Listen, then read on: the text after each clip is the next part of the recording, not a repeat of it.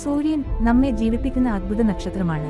പക്ഷേ സൂര്യനു ശേഷം നമ്മുടെ ഭൂമിയോട് ഏറ്റവും അടുത്ത നക്ഷത്രം ഏതാണ് എന്ന് അറിയാമോ? അതിന്റെ പേരാണ് പ്രോക്സിമ സെന്റോറി. പ്രോക്സിമ സെന്റോറി ഒരു ചെറു ചുവന്ന നക്ഷത്രമാണ്, അതായത് റെഡ് ഡ്വാർഫ് സ്റ്റാർ. ഇത് സൂര്യനേക്കാൾ ചെറുതും തണുത്തതും വെളിച്ചം കുറവുള്ളതുമാണ്.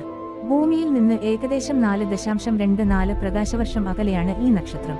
അതായത് അവിടെ നിന്ന് ഇപ്പോൾ നമ്മളിലേക്ക് എത്തുന്ന വെളിച്ചം യഥാർത്ഥത്തിൽ 4.5 വർഷം പഴയതാണ്. പ്രോക്സിമ സെന്റോറി ആൽഫ സെന്റോറി എന്ന നക്ഷത്രസംഘത്തിന്റെ ഭാഗമാണ്.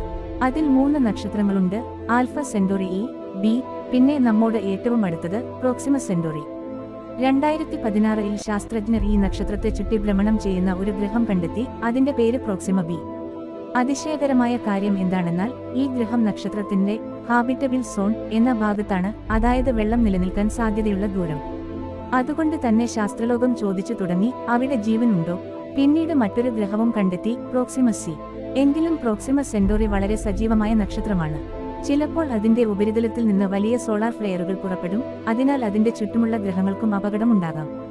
എങ്കിലും ഇതാണ് ഭാവിയിൽ മനുഷ്യർക്ക് പോകാവുന്ന ആദ്യ നക്ഷത്ര ലക്ഷ്യം.